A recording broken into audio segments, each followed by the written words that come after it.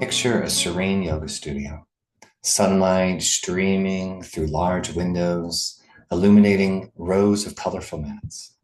Among the students is Sarah. She is a 35-year-old runner and yoga enthusiast. As the class moves into Warrior 3, Sarah feels a familiar twinge at the back of her right hip, a nagging pain that's been her unwelcome companion for many, many months. Little does she know, she's about to embark on a fascinating journey into the world of gluteal tendinopathy.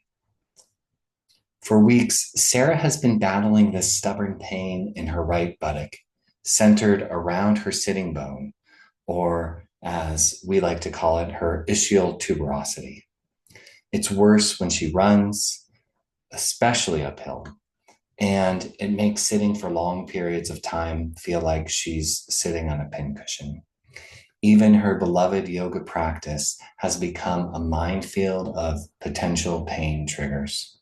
Sarah's story is a classic tale of gluteal tendinopathy, a condition that affects the tendons connecting the powerful gluteal muscles, or butt, to the pelvic bone. But what? Sarah's story is a classic tale of gluteal tendinopathy, a condition that affects the tendons connecting the gluteal muscles to the pubic bone.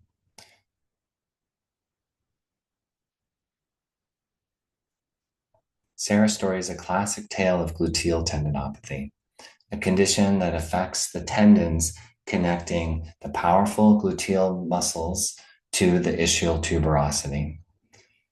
But why does this pain persist, even when Sarah has diligently followed her doctor's advice to rest and ice the area? To unravel this mystery, we need to dive deeper into the fascinating world of tendon pain and the body's overzealous alarm system. Let's start by exploring the star of our show, the gluteal tendon. Picture it as a suspension bridge connecting the powerhouse gluteal muscles, those are the butt muscles, to the ischial tuberosity that's part of the pelvic bone. This bridge isn't just a static structure, it's a living, adapting tissue, constantly remodeling itself in response to the demands placed upon it. In a healthy state, this tendon is like a well-oiled machine, smoothly transmitting forces between muscle and bone. But when trouble strikes, it's as if the bridge's maintenance crew has went on strike. The normal process of breakdown and repair of the tendon gets out of balance, leading to changes in the tendon's structure and function.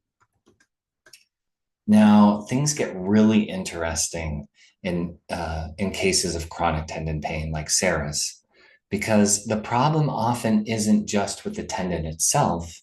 Instead, it's with the body's alarm system, or the pain signaling network.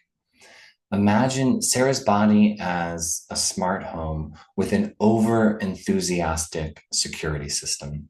Initially, the alarm, which is the pain, was triggered for a good reason, to protect the injured area.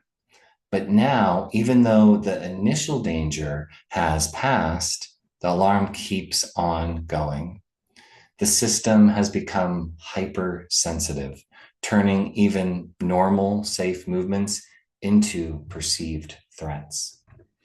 The phenomenon known as central sensitization is like having a smoke detector that goes off every time you cook toast. Sarah's brain has turned up the volume on the pain dial and can't figure out how to turn it back down. One of the most puzzling aspects of Sarah's condition is how unpredictable the pain can be. Some days she can run for miles with only mild discomfort. Other days, merely walking to her mailbox feels like a Herculean task. This variability is a hallmark of tendinopathy and highlights the complex interplay between the physical state of the tendon and the brain's interpretation of signals from it. Understanding Sarah's pain isn't just about damage to her tendon, changes how we approach treatment. Instead of solely focusing on the gluteal area, we need to consider the entire system, from the tendon itself to the spinal cord and the brain. Let's look at some specific treatment strategies. We could do progressive loading exercises. Think of this as rehabilitation boot camp for specific to Sarah's tendon.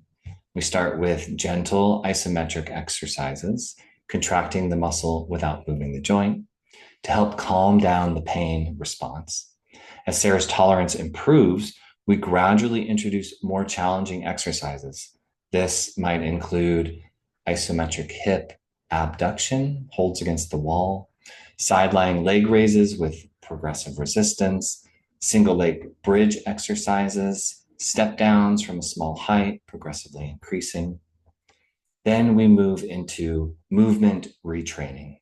We'll work on changing how Sarah moves to reduce stress on the irritated tendon. This might include gait retraining. It might include practicing proper form of squats and lunges, or learning to engage her core and gluteal muscles during daily activities. Then we go into pain education. This is understanding how pain can be a powerful treatment in and of itself. We'll teach Sarah about how pain works, helping her to see it less as a sign of damage and more as an overly cautious warning signal. This might include explaining the concept of central sensitization, discussing how beliefs and emotions can influence pain, teaching strategies to calm the nervous system like deep breathing and mindfulness. We'll use manual therapy, which are hands-on treatments that can help manage the pain and improve mobility. This could be soft tissue mobilization massage, joint mobilizations of the hip and sacroiliac joint, or even acupuncture of the trigger points. Then we'll look at contributing factors. So we'll look at the bigger picture of Sarah's health and her lifestyle, analyzing and adjusting her running technique, assessing and improving her posture for prolonged sitting, examining her sleep habits, her stress levels, and any nutritional factors that might influence her tendon health. And last, we'll do a gradual return to activity. As Sarah's symptoms improve, we'll create a plan for her to safely return to running and yoga. This might include a run-walk program with gradually increasing distances, or maybe modified yoga sequences that avoid the aggravating symptoms and positions. We might do some cross-training with low-impact activities like swimming or cycling. As we conclude Sarah's story, it is important to remember that healing from gluteal tendinopathy is rarely a linear process. It's more like tending a garden, requiring patience, consistent care, and an understanding that growth happens gradually, often in ways we can't immediately see. The next time Sarah unrolls her yoga mat or laces up her running shoes, she might still feel some twinges in her hip, but now she has a deeper understanding of her pain, so she can approach it with curiosity rather than fear. She now knows that pain doesn't always equal damage, and that her body's alarm system is just trying to protect her, even if it's being a bit overprotective. Sarah's journey continues. With each stretch, each stride, and each moment of mindfulness, she's not just rehabilitating her tendon, she's retraining her entire pain system. It's a journey of discovery, patience, and gradual progress.